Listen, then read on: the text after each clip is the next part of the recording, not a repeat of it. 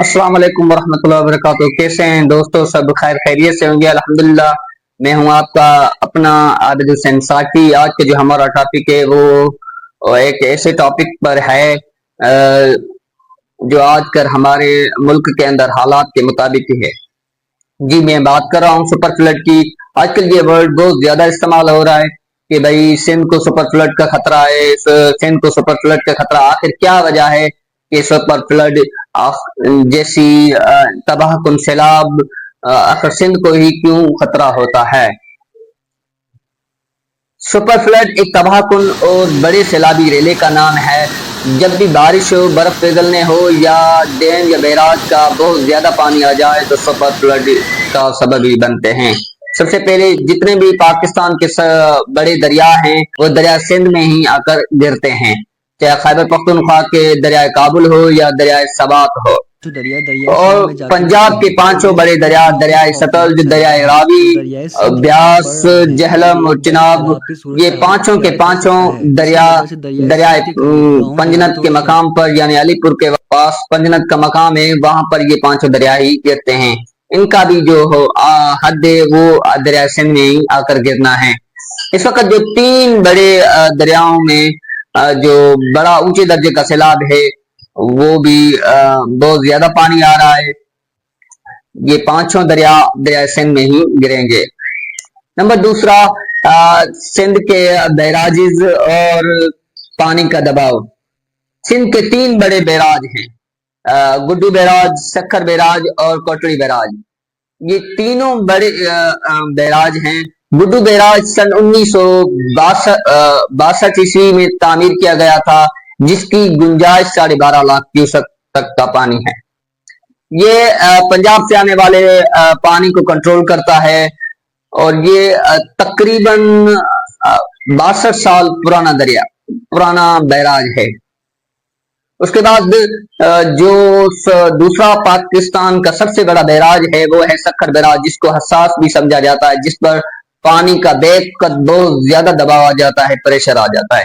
जी वो है Sukkur barrage. Sukkur barrage सन 1932 ईस्वी में तामीर किया गया था, यानी 90 साल पुराना।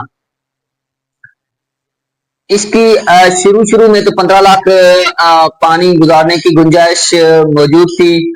अब मिट्टी भर जाने की वजह से 8 से 9 लाख क्यूसेक तक का ही पानी गुजर सकता है। तीसरा जो बैराज है सिंध का आखिरी, वो जनूबी हिस्से में वाक़ है, कोटड़ी के मकाम पर, वो है कोटड़ी बैराज, जिसके पानी गुजारने की गुंजाइश जो है वो है 8.25 लाख यानी 8 लाख 8.5 लाख से ज्यादा है। ये बैराज सन 1955 में तामीर किया गया था, यानी 70 साल पुराना बैराज है। जितने भी सिंध के बैराज तामीर शुदा बैराज हैं वो तकरीबन बहुत ज्यादा पुराने हैं और बहुत ज्यादा पानी आ जाने की वजह से इन बैराजेस को बहुत ज्यादा खतरा बढ़ जाता है, जिसकी वजह से सुपर फ्लड का खतरा बहुत ज्यादा रहता है।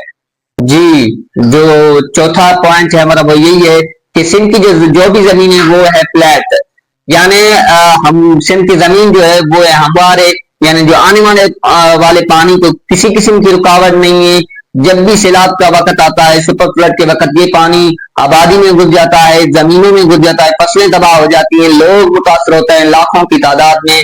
और पांचवा जो नंबर है हमारा वो पॉइंट है वो यही है डेल्टा और समंदर का दबाव, यानी जो दरिया सिंध है वो गिरता है तथा और बदीन के साहली इलाके में, या जब भी सतह समंदर यानी अरबियन सी की सतह बुलंद हो तो जो आने वाला पानी हो दरिया सिंध का जो गिर रहा होता है वो समंदर में, सतह समंदर बुलंद होने की वजह से वो पानी पीछे रिवर्स फैलता है, जिसकी वजह से सुपर फ्लड का डबल खतरा बढ़ जाता है। और आबादी और इंफ्रास्ट्रक्चर की कमजोरी पे बात करते हैं। जो छठा है हमारा पॉइंट तो ये है कि सिंध की ज्यादातर आबादी वो दरिया के किनारे पे ही आबाद है। जब भी सैलाब का खतरा हो तो पानी आबादी में घुसने देर नहीं लगाता, जिसकी वजह से बहुत ज्यादा नुकसान हो जाता है।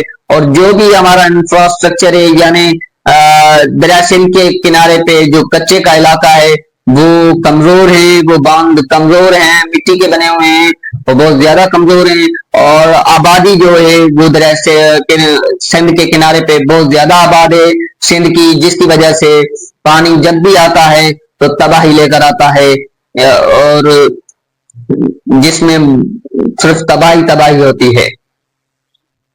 تھوڑا سا پریشر کیا آ جاتا ہے، جس کا مطلب یہ ہے کہ جب بھی تھوڑا سا پریشر بڑھے دریا سندھ کے اوپر پانی کا، تو باندھ جو جتنے بھی ہیں وہ کمزور ہیں اور پرانے ہیں، بیراج کی منزل تک وہ بہرحال باندھ ٹوٹ جاتے ہیں، جس کی وجہ سے پانی آبادی میں گھسنے میں دیر نہیں لگاتا اور فصلیں کو بہت زیادہ نقصان ہوتا ہے۔